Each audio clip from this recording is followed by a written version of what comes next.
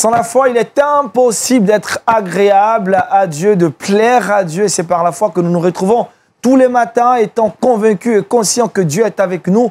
Shalom à toutes et à tous et merci à vous de démarrer votre semaine en étant connectés à la lumière du monde télévision et surtout en suivant Wake Up, la matinale à la gloire de notre Seigneur et Sauveur Jésus-Christ. Pasteur Doubi, shalom. Shalom, Aniel. Vous allez bien? Dieu est au contrôle de toutes choses. Et vous avez la foi? Toujours en lui. Toujours en lui. Josué Dioba, shalom. Shalom, Aniel. On va bien? Ça va, Dieu fait grâce. Super, en jaune noir aujourd'hui, hein, ça fait penser à un club ivoirien. Ça fait plutôt penser à... Touré Kouda, shalom. Shalom, bonjour Agnès, On va bien? bonjour tout le monde. Ça se passe bien, hein? Ça va bien. D'accord. Stéphane, bonjour. Bonjour Aniel. Ça se passe bien aussi, hein? Très bien. Très beau séjour en Côte d'Ivoire. Ah oui. Alors, avec toi aujourd'hui, on parlera du culte pour les croyants et les non-croyants. C'est une question qu'on se pose. Ben, c'est une question qu'on peut se poser ou que Qu'on peut moi se je poser. poserais. Ah. Et vous avez la réponse. Hein? Ben, je sais pas, quelques éléments de réponse. Vous donnez des réponses ici, hein? Kouda, Trickbox. Aujourd'hui, on verra Amin Wake Up. Aujourd'hui, on verra 3 astuces avec le sucre. Le Et sucre. croyez-moi, ça ne va pas augmenter votre taux de diabète. Après le sel, le sucre maintenant. Monsieur José Dioba. Oui, on va parler de Priya Rajan. C'est la première jeune évangélique à être élue maire de la ville de Chennai en Inde. C'est donc la biographie. Et dans le Saviez-vous, on partira en Allemagne pour parler de l'église protestante évangélique qui a perdu 500 000 membres. Ouf. Waouh. Le menu du jour, vous le connaissez, hein, avec des informations parfois déroutantes, mais il faut les donner quand même. Et Josué est là pour nous les partager. Le petit-déj a été concocté, préparé par le pasteur Doubi. Venez à table pour qu'on puisse déguster le maître ce matin dans Méditons ensemble.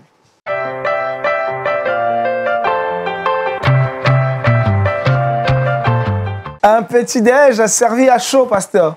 Oui, De la croix à la gloire. de la croix à la gloire. Pas de la gloire à la croix. Hein. Pas de la gloire à la croix. Le contraire n'est pas possible. Ah bon? Non. Hey, allez-y, pasteur. Voilà. Alors, bonjour, chers téléspectateurs de LMTV. Ce matin, notre méditation est tirée du livre de Philippiens, chapitre 2, à partir du verset 5. Lisons ensemble.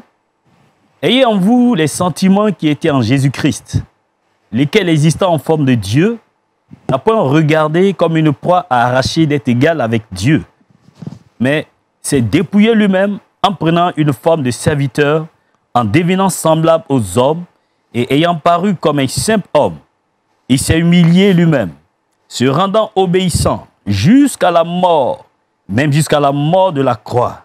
C'est pourquoi aussi Dieu l'a souverainement élevé et lui a donné le nom qui est au-dessus de tout nom. Amen. Afin qu'au nom de Jésus, tous genoux fléchissent dans les cieux, sur la terre et sous la terre. Amen. Amen. Amen. Seigneur, bénis ta parole afin qu'elle nous aide à mieux te connaître et à bien vivre la vie chrétienne. Au nom de Jésus. Amen. Amen. Voilà, le livre de Philippiens fait partie des épîtres qu'on appelle les épîtres de la prison. Paul exhortait les chrétiens, les Philippiens, et il voulait que l'amour chrétien soit réellement pratiqué à l'Église. Que lorsque nous acceptons Jésus, cette transformation véritable soit réelle dans notre manière de vivre afin que nous puissions glorifier notre Dieu. Non seulement nous vivrons cette bénédiction, mais nous connaîtrons aussi la gloire. Et dans ses conseils, il dit aux chrétiens, ayez en vous les sentiments qui étaient en Jésus-Christ. Ayez en vous les sentiments qui étaient en Jésus-Christ. Dès l'instant que nous acceptons de marcher avec le Seigneur Jésus, de mourir avec lui, alors nous devons avoir en nous les sentiments qui étaient en Jésus-Christ.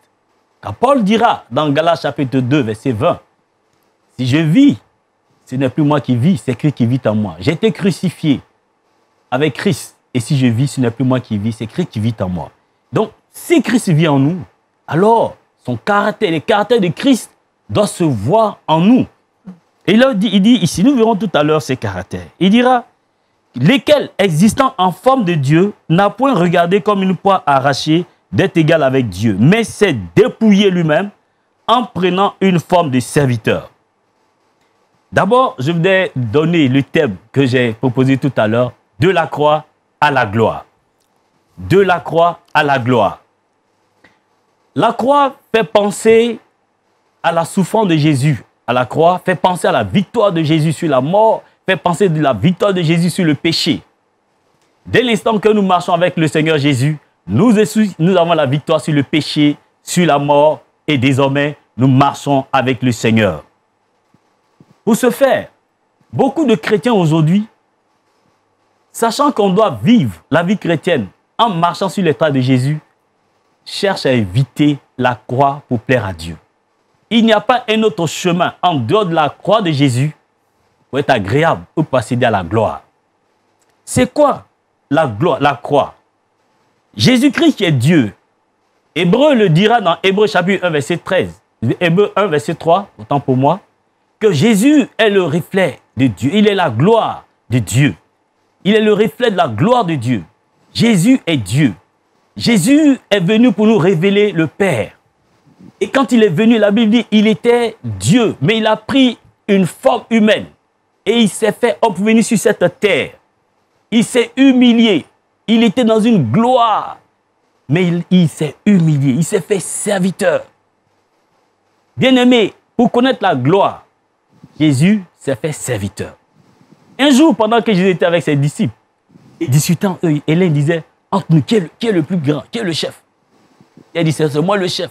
Non, ce n'est pas toi. Je suis le premier à suivre Jésus. Non, ce n'est pas toi. Et Jésus leur dira, celui qui veut être le chef, le plus grand, doit être le serviteur de tout le monde. Tu dois servir tes frères. Pour accéder à la gloire, nous devons avoir les sentiments qui étaient en Jésus-Christ. C'est le sentiment de serviteur. Jésus avait ce sentiment. Il avait cette qualité. Il servait les gens. Il était un serviteur, un bon serviteur, obéissant à son Père. Tout ce qu'il faisait était dans la volonté de Dieu. Il servait les hommes. Il était soumis à son Père. Mais aujourd'hui, malheureusement, nous voyons beaucoup de personnes qui veulent suivre le Seigneur, mais qui refusent d'être serviteurs. Un serviteur se soumet à celui pour qui il travaille. Et il travaille bien, fidèlement, honnêtement. Il rend un bon compte à celui pour qui il travaille. Dans le livre de Jean, vous allez voir dans les passages où il dit, Jésus dit, mon heure n'est pas encore arrivée. Parce qu'il était soumis à son Père, à Dieu. Mon heure n'est pas encore arrivée. Il le faisait. Chaque fois que le temps arrivait, il faisait ce pourquoi il était là. Si nous voulons connaître la gloire, premièrement, chers frères, soyons animés des sentiments des serviteurs. Parce que tout le monde veut être à la tête. Parce que la Bible dit, je ne serai jamais la queue, je serai à la tête. Donc quand on parle de la tête, on pense qu'on est tous au chef. On doit commander. Et quand tout le monde commande, qui va servir à l'église? Chers frères, soyons animés de ce sentiment de serviteur. Un serviteur, c'est celui qui est prêt à obéir. Il est prêt à faire plaisir à son maître. Il est prêt à chercher la joie de son Seigneur. Et quand tu vis de cette manière, tu donnes la joie à Dieu. Et quand Dieu est dans la joie, tu ressens aussi cette joie. Alléluia. Amen. Mais le chemin de la croix aussi, il y avait aussi la trahison. Jésus a connu la trahison. Son ami qui était plus proche de lui, qui s'appelait Pierre, a dit, Jésus, quand tu seras arrêté dans Matthieu chapitre 26, celui qui portera la main sur toi aura affaire à moi. Jésus lui dira, ah, Pierre, prends garde à ce que tu dis. Je ne suis pas sûr que tu tiendras jusqu'à la fin. Je suis sûr qu'avant même que le coq ne chante 3 fois, tu me réuniras 3 fois.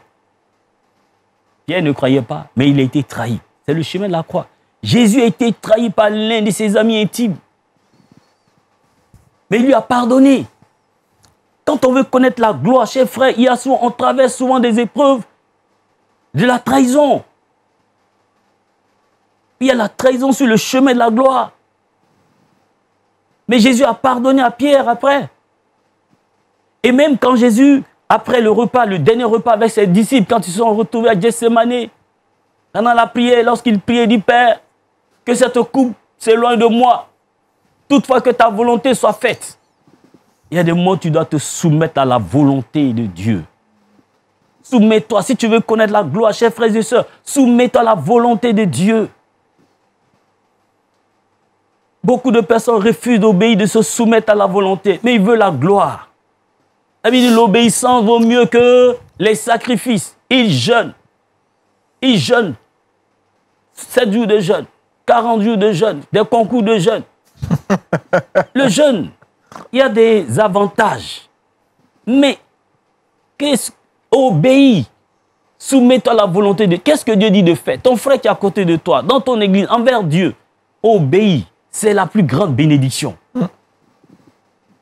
Obéis, soumets-toi. Jésus-Christ a connu la solitude. Quand il a été arrêté dans le jardin de Gethsémani, tous ses disciples se sont enfuis. Il est resté seul entre les mains des soldats. Par moment dans la vie, tu te sentiras seul. Incompris par tes collaborateurs, tes amis, tes frères, même ton épouse et ton mari. Dans ces moments, garde les regards sur le Seigneur. Parce que tu es sur le chemin de la gloire. Le chemin de la gloire n'est pas facile. La croix n'est pas... C'est le chemin. Le chemin de la gloire, c'est la croix. Si nous suivons un Dieu qui est mort et ressuscité. C'est pourquoi avant de nous engager avec lui, nous passons par les eaux du baptême, qui veut dire que je suis mort avec lui et je ressuscite avec lui. Désormais, je vis pour lui. C'est pourquoi Jésus disait dans Matthieu chapitre 10, verset 38, il dira que celui qui veut me suivre porte sa croix. Tu ne peux pas me suivre si tu n'es pas prêt à porter ta croix. Parce que porter sa croix veut dire beaucoup de choses. Dieu brise ton caractère d'orgueil. Il brise ton ingratitude. Il détruit ta méchanceté. Il te transforme. Il te rend à l'image, à son image, à l'image de Christ. C'est ce que Christ vient imprimer en nous. Mes frères, la vie chrétienne est merveilleuse. Celui qui a connu l'humiliation est capable de nous aider quand nous serons humiliés. Amen. Celui qui a été abandonné nous aidera quand nous serons dans la solitude. Celui qui a été obéissant jusqu'à la mort de la croix t'aidera à supporter toutes tes difficultés. Et la mort de la croix, c'est une mort, j'allais dire, atroce. Une mort atroce. Jésus était suspendu entre le ciel et la terre, les mains clouées à la croix. Et j'allais dire presque nu. Je vois des frères dire, mais pourquoi tu m'as humilié comme ça? Comment tu m'as regardé pour m'humilier, tes paroles salissantes? Moi, je ne vais jamais te pardonner ça. Des frères à l'église, ils se haïssent. Je fais tout pardonner, mais sauf ce qu'il m'a fait, ce qu'elle m'a fait, je ne laisserai pas. Et pourtant, tu veux connaître la gloire. Ils courent après les pasteurs, les prophètes. Ils remplissent les lieux de culte. Oh Seigneur, bénis-moi. Oh Seigneur, je veux prospérer. Oh Seigneur, débouche. Il faut débloquer la situation. Mais quand tu regardes leur vie, rien ne ressemble à Jésus-Christ. Le chemin de la gloire, la solitude, la soumission à ton Père, à Dieu, chercher sa volonté. Tu traverseras des moments difficiles, mais c'est le chemin de la gloire. Chers frères et sœurs, quand Jésus-Christ est mort à la croix, la Bible dit, il était mis dans le tombeau, mais le troisième jour, il est ressuscité. Parce qu'il est mort par la mort de la croix, Dieu l'a fait asseoir, il est ressuscité, Dieu a donné à Jésus le nom qui est au-dessus de tous les noms. Chers frères et sœurs, veux-tu connaître la gloire? Marche sur les traces de Jésus-Christ. Amen. Tu réussiras et tu réussiras certainement. Amen. Amen. Que Dieu bénisse au nom de Jésus. Amen. Amen. De la croix à la gloire. Stéphane Waldman. Ah oui, porter sa croix. En fait, il faut s'imaginer comme on était dans l'époque de Jésus. Donc, quelqu'un portait sa croix, pas la croix de Jésus, mais sa croix. Bien que les gens, ils pensaient quoi? Ils allaient lui vendre encore des habits, ils allaient lui vendre à manger, rien du tout. Celui qui portait sa croix était concentré sur son chemin. Il n'avait même pas le regard sur les autres choses. Et d'ailleurs, le Nouveau Testament nous dit qu'on est crucifié au monde. On est mort au péché. On est mort à ses passions. Donc, quand on porte une croix, maintenant, on porte une croix, c'est un pendentif. Ça veut dire, voilà, je suis chrétien comme ça. Mais en fait, si on porte la croix dans le sens de l'évangile, à ce moment-là, ben, ça veut dire on n'a plus rien à faire dans ce monde. Notre fin, c'est la mort. Et ça, c'est difficile à réaliser tous les jours, en sachant qu'on n'a rien à rechercher sur cette terre. Notre citoyenneté, elle est dans le ciel. Amen. Et puis qu'on est là seulement encore. On est de passage sur terre. Et puis on doit accomplir les œuvres que Dieu a préparées d'avance. Et le reste, on laisse. Mais c'est compliqué. Amen. Stéphane avoue que c'est compliqué. Ah oui. Pas impossible, le Saint-Esprit nous Pas aide. impossible. Avec le Saint-Esprit, c'est possible. Impossible. Tu aurais écouté une question? Bon, c'est pas une question, c'est un constat. La Bible dit que l'humilité précède la gloire. Et moi, à un moment, je pensais que c'était les riches qui avaient un problème avec l'humilité. Mais non, il ne faut pas forcément être riche. Le diable, il est tellement rusé. Il peut passer par des frustrations, par des personnes qui vont t'offenser. Et tu vas garder rancune. Et après, tu te rends compte qu'il y a des blocages dans ma vie. Mais parce que justement, tu n'arrives pas à pardonner. Exactement. C'est pas que l'argent qui empêche les gens d'être humbles. Souvent, il y a des blessures qui touchent à ton ego, à l'estime que tu as pour toi-même. Et tu te retrouves bloqué là parce que tu n'as pas l'humilité pour accepter, pour dire, OK, bon, ça peut m'arriver également. Et je ne veux pas chercher à me venger. C'est la volonté de Dieu. Voilà. C'est ce que je voulais dire, en fait. Josué. Pasteur, aujourd'hui, on assiste à une chose, c'est que les gens, quand ils entendent gloire, pour eux, la gloire, c'est la richesse. Ce sont les voitures, le bling-bling et tout ça. C'est l'argent. Est-ce que la gloire se limite uniquement à la richesse? Non. La gloire, Christ en moi, l'espérance de la gloire, l'espérance de la vie. Quand Christ est en nous, la gloire est là. Une fois que nous sommes sauvés, nous avons déjà cette gloire. Le reste, ce n'est fait que les accessoires qui accompagnent cette gloire. Donc, le Seigneur, il saura accompagner ses enfants avec tout ce qui est bien matériel pour ton bonheur sur cette terre. Cela est nécessaire. Merci, pasteur. Stéphane, vous connaissez la gloire? La gloire. Tu la connais. Est-ce que vous vivez la gloire? C'est vrai que c'est compliqué à exprimer qu'est-ce que c'est la gloire. Mais je pense... Pourquoi c'est difficile à l'expliquer ou à... Parce que la gloire, c'est quoi? C'est le soleil, c'est quoi? C'est la lumière, mais c'est aussi quelque chose, un bien-être. Donc la gloire, c'est être dans la présence de Dieu, c'est vivre sa présence. Je pense que c'est ça un peu la gloire. Parce que vous vivez la gloire? Donc, tu vois, et c'est ça, comme il a dit, la gloire, c'est ça. Quand le Seigneur se présentait, hein, quand Moïse a dit qu'il voulait voir Dieu, hein, qui peut voir la gloire de Dieu et puis vivre, il n'a pas pu voir la gloire de Dieu. Donc la gloire, ça peut s'exprimer par là. Une présence glorieuse du Seigneur, dans une lumière intense. La gloire, c'est une demeure éternelle. C'est le paradis. Un peu comme la gloire. Non, il y a plusieurs... Mais est-ce que là, vous vivez la gloire, pasteur? Mais une fois que Christ en moi, la gloire est là. Amen. Comment savoir qu'on vit la gloire, pasteur? On vit la gloire. Maintenant, l'Esprit de Dieu dit à ton esprit que tu es enfant de Dieu. Et que ça, c'est la gloire. Et puis tu sais que vraiment, donc je suis sauvé. Si je meurs, je vais au paradis. Amen. C'est ça, c'est la gloire. C'est puissant. Voilà, c'est ça la gloire. Mais quand tu commences à douter de ton salut, là, c'est que la gloire t'a échappé. Donc, on comprend qu'il y a plus de types de gloire. Oui, si on veut donner des significations. Et les niveaux de gloire aussi. Non, on n'a pas de niveau. Il y a la gloire primaire. Il n'y a pas de primaire, c'est pas de niveau. Transformé c'est pas de niveau. de gloire en gloire. D'accord? Donc, comme par le Seigneur, mais par l'Esprit. Par l'Esprit. Donc, je pense que l'Esprit, on vit par l'Esprit de Dieu, on peut vivre cette gloire. Parce qu'on réalise la présence de Dieu, le bien-être d'être dans sa présence. De gloire en gloire. C'est-à-dire qu'il y a des niveaux de gloire. Ça veut dire qu'il y a une progression. Progression. Voilà. Il y a une progression qui dépend de notre croissance spirituelle, de notre connaissance de Jésus-Christ. Et plus moi je diminue, plus lui il augmente en moi. C'est quoi ton niveau de gloire, Stéphane? Je ne sais pas. Le problème souvent, c'est qu'on pense qu'on est arrivé à une certaine maturité et avec la vieillesse, on perd nos facultés et on devient comme des petits-enfants. On devient grincheux. Agnel, nous, on veut savoir aussi. Agnel, on veut savoir toi ton niveau de gloire actuellement. Mais je vous repose la question. Pasteur Doubi. Les gens pensent que le niveau de la gloire, c'est réussi dans la vie. C'est ça que c'est beaucoup. Il réussit dans la vie, il a une voiture, il a une grosses voitures. C'est aussi la paix du cœur. Il met une position sur le plan social. Honorable, là, un statut social. Il est dans sa gloire, il règne maintenant. Ça, c'est une gloire éphémère. Éphémère. Ce sont des gloires éphémères. Mais la gloire dont on parle, c'est une gloire éternelle. Éternelle. Voilà. Et tout à l'heure, si vous voulez parler de la gloire concernant la connaissance, elle est progressive. Elle est progressive. Cela, au fur et à mesure qu'on apprend à connaître Dieu, on évolue de gloire en gloire. Maintenant, si nous prenons la gloire comme la présence de Dieu, c'est un lieu saint. Où un jour nous serons là-bas pour l'éternité. Alléluia. Donc, c'est ce que je disais tout à l'heure.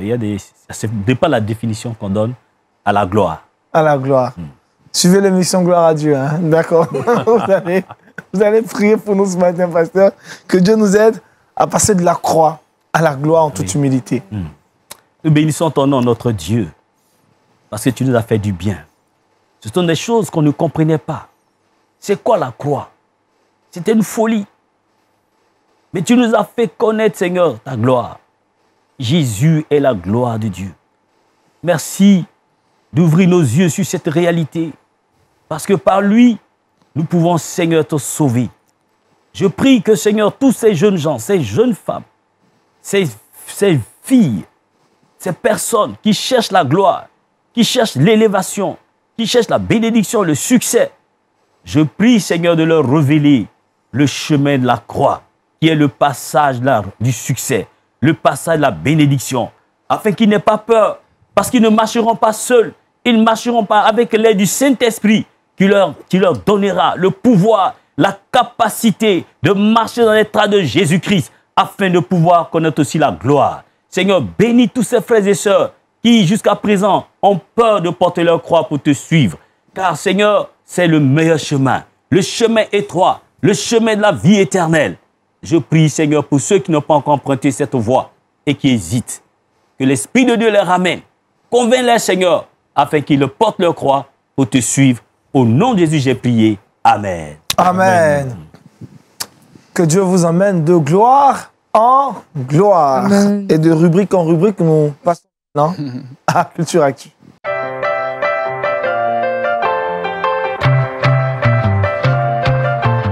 JD, ça veut dire José Dioba. José Dioba, ça va? Ça va très bien. Alors, on parle de quoi aujourd'hui dans Culture Actu? On parle de biographie, on fera une belle lecture du témoignage de Priya Rajan. Priya Rajan, c'est une jeune Dalit évangélique qui a été élue maire de la ville de Chennai en Inde le 4 mars 2022. Alors, elle est âgée de 48 ans, elle est diplômée et titulaire d'une maîtrise en commerce et elle est diplômée en économie. Elle est la plus jeune personne et la 3e femme à occuper ce poste depuis la création de la municipalité il y a 334 ans. Wow. Elle devient ainsi la 49e maire de cette ville dont la population s'élève à plus de 10 millions d'habitants. Membre de l'église évangélique d'Inde, la jeune femme appartient à une classe minoritaire dont les chrétiens. Sa nomination à la tête de Chennai est un symbole particulièrement fort pour la communauté chrétienne indienne. Ainsi, le pasteur de son église affirme ceci: nous la félicitons d'être un puissant symbole de la libération et de l'autonomisation des femmes. C'est un grand encouragement pour toutes les femmes, quel que soit leur statut social. Stéphane, une chrétienne dans un pays qui est hostile à l'évangile. Ouais, super, parce qu'il y a beaucoup de persécutions aussi en Inde. En C'est un Inde. immense pays. Il y a des castes et c'est étonnant et surprenant d'entendre ça, mais on se réjouit. On espère que Dieu peut tout. d'autres pourront aussi être dans ce cas-là, dans d'autres villes. Pasteur, c'est une gloire. Hein? Oui, tu as dit qu'elle a participé à la libération des femmes. Non, je dis que le pasteur de son église affirme que c'est un symbole d'autonomisation et de libération des femmes parce que c'est une classe qui était minoritaire. Les chrétiens, en fait, ne portaient pas. Leur voix ne portait pas. Donc, le fait qu'elle soit élue 3e maire de la ville de Chennai, c'est vraiment un ouf de soulagement. Parce que grâce à elle, quand même, il y aura un changement. Donc elle est un modèle pour Un modèle. la génération future. Parce que toujours est-il qu'on regarde toujours celui qui fait mieux. Comme Drogba aujourd'hui, qui est le meilleur footballeur. Tout le monde veut faire comme lui. Donc, au travers d'elle, beaucoup de femmes vont aussi faire comme elle. Et ça pourra Certainement qu'elle est passée par la croix. Certainement. Pour accéder à la gloire. Si on veut vérifier. Certainement. Parce que c'est une gloire. Hein? Oui, c'est aussi une gloire. Une Oui, gloire, parce que là, le nom de Jésus est élevé. Une chrétienne effectivement. à la tête d'une ville de 10 millions d'habitants. 10 millions d'habitants. Ouais. C'est intéressant ça. Eh bien, Je rappelle qu'elle est la 3e femme à occuper ce poste après 334 ans. Les hommes ont occupé avant et c'est la première. La 3e femme est la plus jeune en plus. La plus jeune. La plus jeune. Elle est âgée de 28 ans. 28 ans. 28 ans. j'espère qu'elle tiendra le coup. Bien sûr, Dieu Ah, tiendra le avec coup. l'aide de Stéphane Wallman. Ah, quand notre gloire est là. Mais c'est dans ta gloire actuellement, Ouais, non? bien sûr. Dieu d'accord. Dans la gloire, dans la C'est dans ta présence de gloire, Dieu. Bien sûr. Ah, on peut juger ton niveau de gloire. Hein. Niveau 2. Hein. Allez, on retrouve Stéphane maintenant. C'est notre invité dans l'invité du Wake Up. Maintenant pour vous.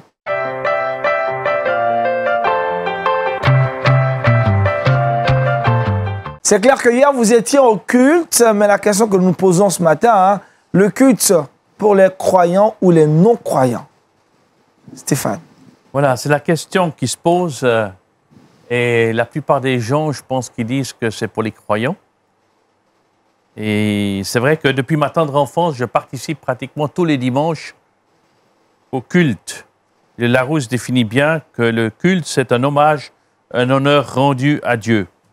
Et pourtant, combien de fois ai-je été distrait pendant les chants, les prières et les nombreuses prédications qui étaient tellement difficiles à comprendre. Et là, je parle de culte en Europe d'1h30, 2h. Il ne faut pas même parler de culte de 3 heures ou de 4 heures, n'est-ce pas?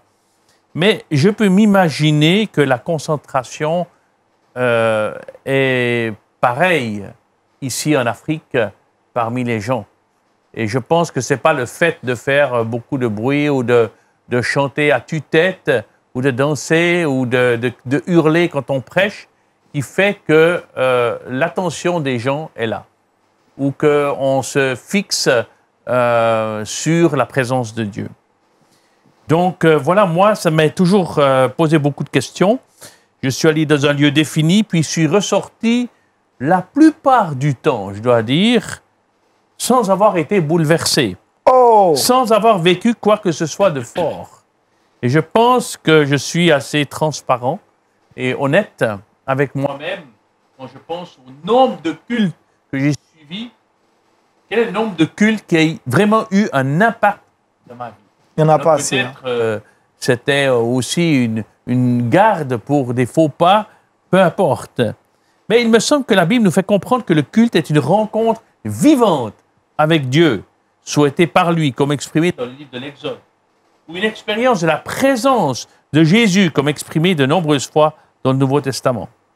C'est pourquoi je propose de considérer le culte ou la célébration, terme peut-être plus compréhensible et approprié pour les non-croyants, pas seulement comme un lieu de rencontre pour les croyants, mais aussi pour les non-croyants, en fait pour toute personne qui cherche à vivre la présence de Dieu. Cela nous aidera à comprendre qui sont les auditeurs et à les accompagner en nous laissant guider par l'Esprit de Dieu pour que sa présence se manifeste vraiment. Lorsque Moïse était sur la montagne, pour une rencontre spécifique avec Dieu, eh bien, comme il en avait souvent, son visage était rayonnant et était transformé. Et d'ailleurs, 3 fois dans le livre de l'Exode au chapitre 34, il est dit que son visage rayonnait. Au verset 29, au verset 30, au verset 35.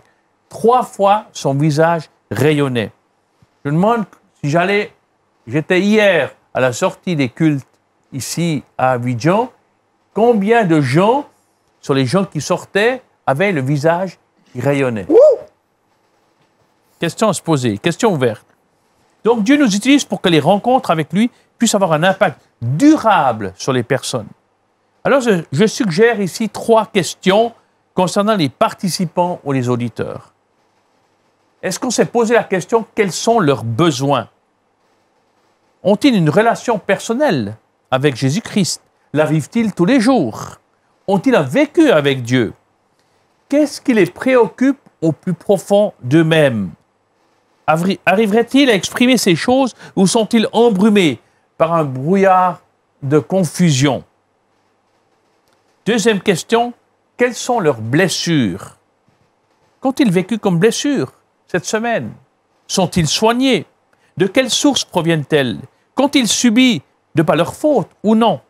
Bien entendu, nous ne pouvons pas répondre à ces questions de façon claire, mais si nous demandons à Dieu, il pourrait nous mettre sur quelques pistes ou assumptions. Ne jouons pas aux prophètes non plus, mais soyons sensibles à ce que nous entendons les gens exprimer. Et pour cela, il faut voir et il faut entendre. L'écoute active et empathique peut être d'une grande aide. Et troisièmement, quelles sont leurs aspirations? Toutes ces questions n'ont nécessairement pas des réponses toutes faites, mais il vaut la peine de se les poser, peut-être bien d'autres encore. Si nous sommes quelque peu bloqués, nous pourrions par exemple faire un sondage anonyme par mail, poser des questions, ou à l'aide de petites cartes qu'on distribue à la sortie du culte, poser des questions. Quelles sont les aspirations des gens? C'est d'avoir la gloire, c'est d'avoir un travail, c'est d'avoir une famille, c'est d'avoir la bonne éducation pour les enfants, un avancement dans le travail. C'est quoi? Quelles sont les aspirations des gens? Peut-être très peu de personnes diraient « j'aimerais vivre avec Jésus tous les jours ». Donc, il faut savoir qui sont les auditeurs, quels sont leurs besoins, quelles sont leurs blessures et quelles sont leurs aspirations. Vous savez, les besoins des gens, que ce soit des croyants ou des non-croyants, les deux ont des difficultés de relation peut-être avec leurs épouses ou époux. Les deux ont peut-être des problèmes de relation au travail ou des problèmes financiers. Donc souvent, les besoins, les aspirations des gens sont les mêmes pour les croyants et les non-croyants. Mais maintenant, la grande question, le grand défi, et c'est là que j'en viens, c'est qu'il faudrait prendre en considération ces choses et planifier cette célébration ou ce culte. Premièrement, il faut parler de l'accessibilité. Est-ce que c'est accessible? Quels sont les horaires ou jours que nous offrons pour un culte en présentiel? Vous savez, chez nous, en Europe, si vous dites aux gens, le culte est à 10 heures, ils disent, moi, à 10 heures, moi, je fais ma grasse matinée, je vais acheter les croissants, j'achète le journal, je regarde la télé, je suis avec mes enfants, il faut me foutre la paix. Est-ce que vous vous êtes posé la question, quand est-ce que les gens peuvent venir? Si vous dites, vous voulez rencontrer Dieu, c'est demain à 10 heures. C'est votre temps, c'est pas grave, si ça ne vous convient pas, tant pis, c'est pas pour vous. Dieu n'est pas comme ça. Donc, est-ce que nous sommes prêts à changer nos horaires pour que les gens puissent venir? L'accessibilité. Ou offrir 2 cultes, 3 cultes, 4 cultes, 5 cultes, 6 cultes, le samedi soir, le dimanche. Est-ce que l'endroit est facile d'accès, que ce soit pour les motorisés ou les piétons? Ou bien il faut être un fin connaisseur de l'Église pour savoir où c'est, pour pouvoir décrypter le panneau, n'est-ce pas? Ou bien est-ce que cette publicité c'est bien expliqué? Offrons-nous la possibilité de suivre les cultes en ligne. Aujourd'hui, bon, suite à la pandémie, c'est d'une évidence. Est-ce de qualité?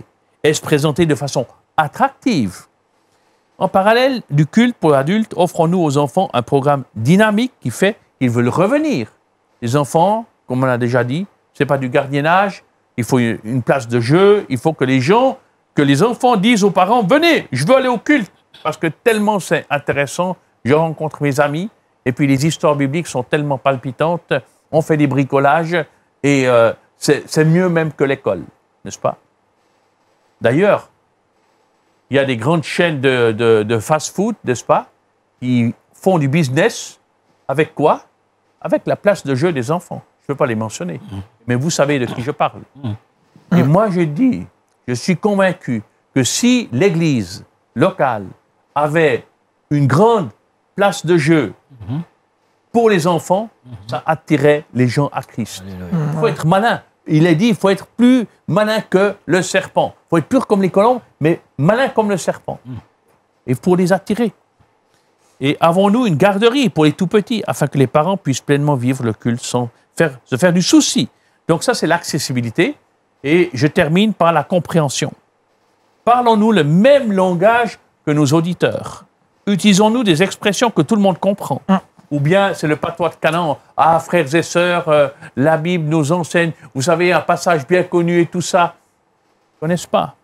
Faisons-nous un effort pour que nos paroles soient compréhensibles de tout un chacun. Deuxièmement, est-ce que le titre du message interpelle et met les auditeurs sur le qui-vive? Souvent, dans les cultes, il n'y a pas de titre de message. Venez écouter la parole de Dieu. Mais pourquoi pas avoir un titre du message qui attire? Parce que si vous dites l'homme riche et le pauvre, les gens ils disent, puis à quoi bon?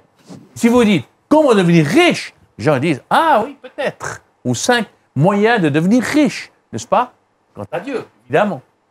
Mais vous voyez ce que je veux venir. Donc, il faut que ça réponde aux besoins, aux blessures et aux aspirations des gens. Et puis, là, c'est pour vous, les Africains, spécialement. Est-ce que les premières minutes du culte sont dynamiques et rejoignent les visiteurs dans leurs préoccupations? D'ailleurs, c'est la même chose en Europe et aux États-Unis. Vous savez que les statistiques, bon, c'est les grandes statistiques, disent que dans les 12 premières minutes, vous allez décider si vous allez revenir dans cet endroit ou pas. Donc, il faut que ce soit dynamique. Et si vous faites un chant pendant 12 minutes et vous n'avez rien d'autre, pas d'accueil, rien du tout, vous ne savez pas ce qui va se passer, c'est vraiment pas très dynamique.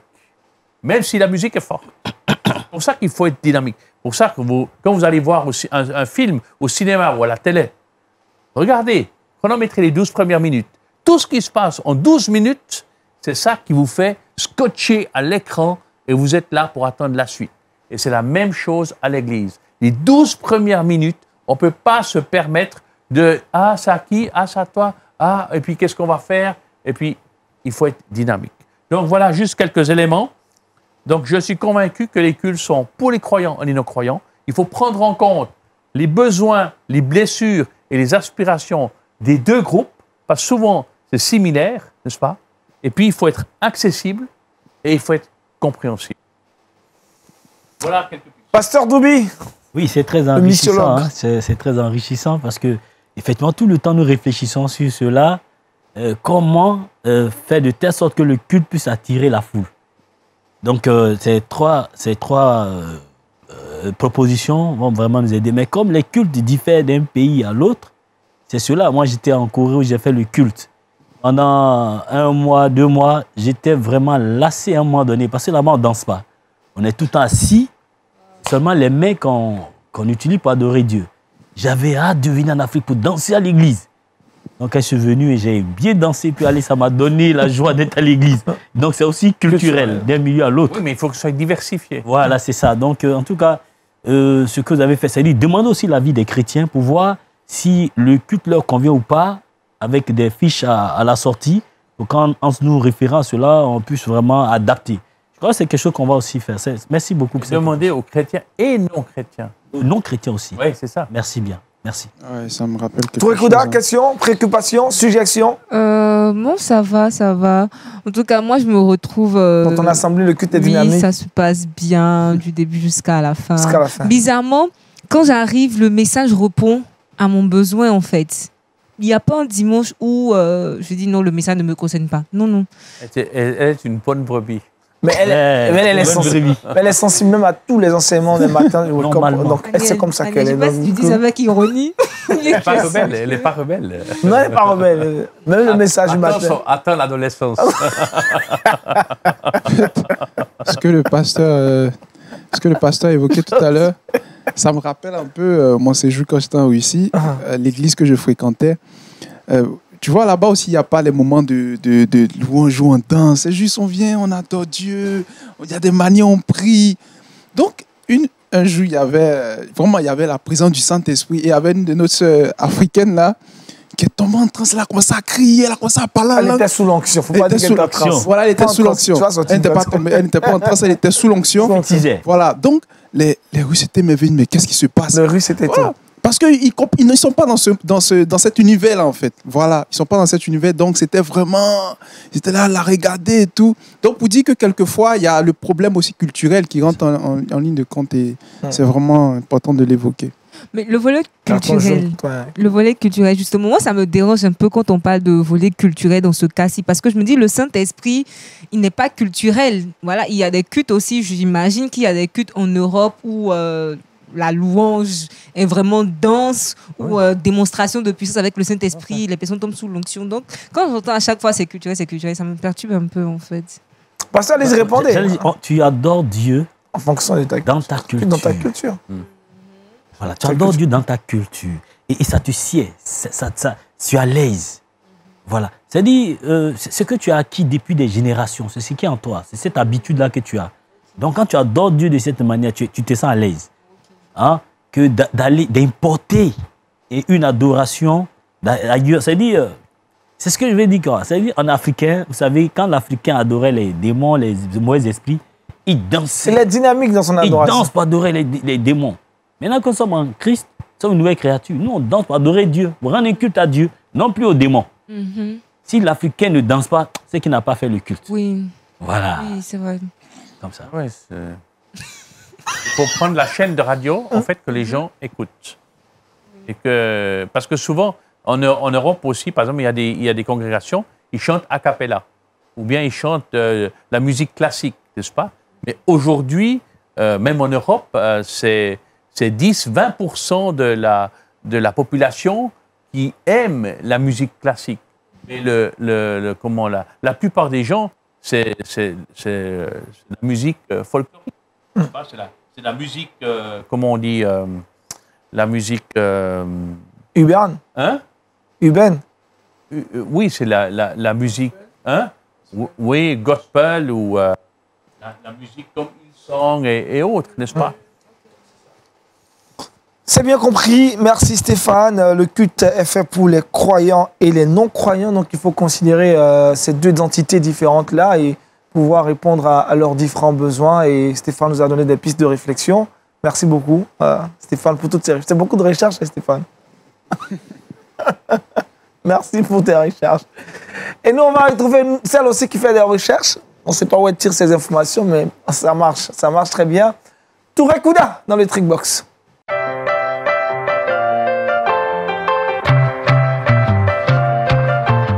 Avec Touré Kouda, nous parlons aujourd'hui de 3 astuces avec le sucre, Oui. sucré salé. Oui, Agnès, des astuces qui vont vous surprendre certainement. Donc, 3 astuces avec le sucre. Comme première astuce, vous pouvez noter celle-ci. On utilise le sucre pour faire passer le hockey. Je ne sais pas si vous avez déjà testé.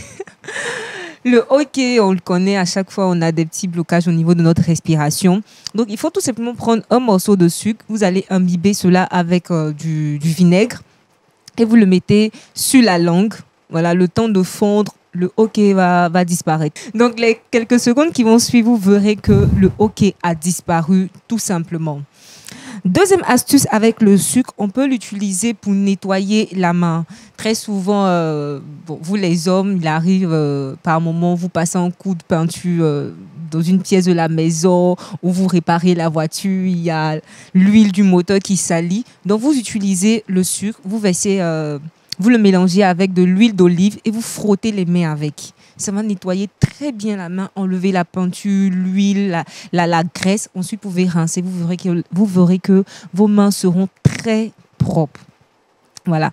Et comme dernière astuce, ça c'est une astuce beauté, on peut utiliser le sucre comme gommage pour le corps. Donc, vous mélangez le sucre avec également l'huile d'olive et vous frottez le visage, le corps avec. Ça enlève les pommades, ça fait rajeunir la peau, le visage. Voilà. Tout simplement pour s'embellir. Donc, j'espère que ces astuces vous ont fait plaisir. Je ne sais pas laquelle vous allez utiliser. J'aimerais bien savoir. Je vais rajeunir 20 ans. Rajeunir 20 ans.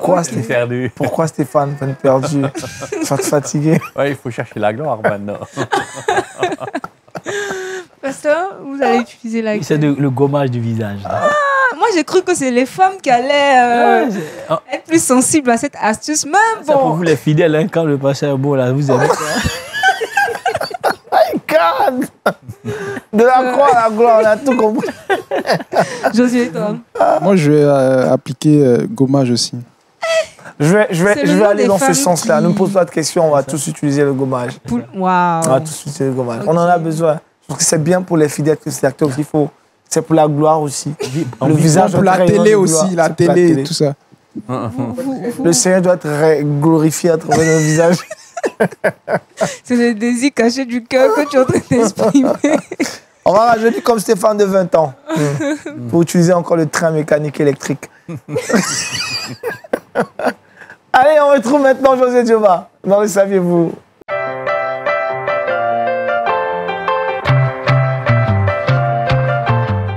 Avec José, nous sommes en Allemagne. Nous sommes en Allemagne. On va donner des chiffres aujourd'hui de la régression de l'Église en Allemagne. Il faut savoir que l'Église protestante évangélique a perdu 500 000 membres en 2021. au 31 décembre 2021, 19 725 000 personnes étaient encore membres de l'Église protestante évangélique d'Allemagne. Pour expliquer cette baisse, on évoque l'augmentation du nombre de décès, environ 360 000 depuis 2020, faute de la pandémie du Covid, qui a entraîné une perte de socialisation religieuse. Par ailleurs, 280 000 personnes n'ont en effet pas renouvelé leur adhésion, souligne Evangelical Focus. Donc aujourd'hui, il y a environ 280 000 chrétiens après la pandémie de Covid qui ont rétrogradé, qui ne sont pas encore retournés à l'église. Et ces personnes-là ont besoin aussi d'être visitées, encouragées pour qu'ils reviennent au Seigneur. Voilà. Stéphane, une perte de 500 000 chrétiens en Allemagne. Ouf. Ah, il y a eu beaucoup de morts en Europe. Et en Italie, c'est pire même.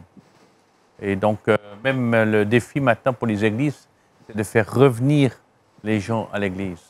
Parce que les gens se sont habitués aussi à regarder en ligne, bien que cela soit déjà très à la mode, par exemple, aux États-Unis. Hein. Mais en fait, le fait de regarder en ligne, ce n'est pas la même chose que d'aller à l'église en présentiel, et puis de saluer les gens, de parler avec les gens. Donc, je pense que c'est un atout, mais c'est comme un défi pour les églises. Je pense que ce que la pandémie a permis, c'est, avec les cultes en ligne, c'est le professionnalisme. Parce que si vous n'êtes pas professionnel et vous n'atteignez pas votre cible avec des cultes en ligne, les gens, ils ne vous écoutent pas, ils vont ailleurs. Ils vont dans un autre culte, n'est-ce pas? Et donc, c'est ça qui a permis, en tout cas dans notre Église, c'est ça qui a permis. Et puis, ça fait que les gens reviennent pour revivre un culte qui est plus dynamique qu'avant. Donc, voilà, mais c'est un défi pour les églises. Il y a beaucoup de concurrence, entre guillemets, aujourd'hui. Avant, les gens étaient fidèles à une église locale. Aujourd'hui, c'est la culture du zapping. Aujourd'hui, c'est comme le téléphone portable, ça ne nous plaît pas, on passe à autre chose, tac, tac, tac. Et je pense que dans les églises, c'est pareil. C'est le défi pour les églises de trouver comment attirer les gens et pour qu'ils restent, pour qu'ils s'engagent. Mais c'est un très bon défi. Il ne faut pas mettre la faute sur les gens qui ne veulent pas, il faut mettre la faute sur le leadership de l'Église. Parce qu'ils ne sont pas assez dynamiques, ils ne sont pas assez passionnants et ils doivent avoir une stratégie et une vision qui permet aux gens de se mobiliser. Ils sont obligés d'être engagés. Pasteur Doubi? Oui, la perte de ces fidèles amène les leaders de l'Église à trouver des stratégies. Comme il a dit, aujourd'hui, les petites églises meurent et les grandes églises phagocytent maintenant les plus petites. Parce qu'ils ont tous les moyens stratégiques. C'est ça, les églises sont voraces, elles dévorent les petites églises. Donc, ceux qui ont des petites églises font plus d'efforts que les grandes. C'est vrai, ils font aussi des efforts, mais en tout cas, ils perdent beaucoup de fidèles. Ils en ont peu et ils perdent même les restes. Mais il faut être dynamique. Parce que mais les jeunes, ça nous amène en tout cas à adapter la gestion de l'Église par rapport à ce nouveau défi. C'est une pression, pression. Oui, ça nous amène. Parce que l'Église primitive, la Bible, ils se retrouvaient, ils étaient ensemble, ils persévéraient dans la prière. Mais avec le Covid, on ne peut plus persévérer à venir ensemble. Chacun reste chez lui à la maison. Et puis bon, en ligne, il suit le message en ligne. Ils se sont habitués à un moment donné, ils s'habituent et puis c'est fini. Ils restent à la maison.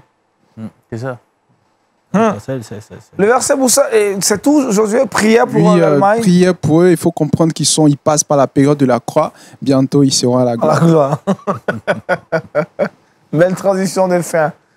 Touré Kouda dans sa gloire. Le verset boussole se trouve dans le livre de Matthieu 10, le verset 38. Celui qui ne prend pas sa croix et ne me suit pas n'est pas digne de moi. Amen, amen, amen. Tu as porté ta croix? Oui, toujours, toujours. Ça fait 4 ans que je porte ma croix et c'est pas une croix qui est lourde d'ailleurs. Et je porte cette croix avec plaisir. Avec plaisir. Oh, c'est beau ça. C'est beau. Mais tu as atteint la gloire? Je suis dans la gloire. Depuis 4 ans, je suis dans la gloire. Pasteur Doubi, merci pour cet enseignement de la croix à la gloire. Merci. Stéphane, merci énormément. On sait aujourd'hui qu'est-ce qu'il faut faire exactement pour les croyants et les non-croyants. Merci à Touré Kouda, à Josué Dioba, merci à tous nos amis, à toute l'équipe de production, de réalisation. Merci en tout cas de démarrer toujours votre semaine en étant fidèle à Wake Up. cette émission vous permettra naturellement de grandir spirituellement. Demain, on sera avec Daniel Kragby. On se retrouve mercredi. D'ici là, portez-vous bien et puis continuez de suivre les programmes de Lumière du Monde Télévision. La vie chez vous. Shalom, shalom et bonne journée. Au revoir. Au revoir.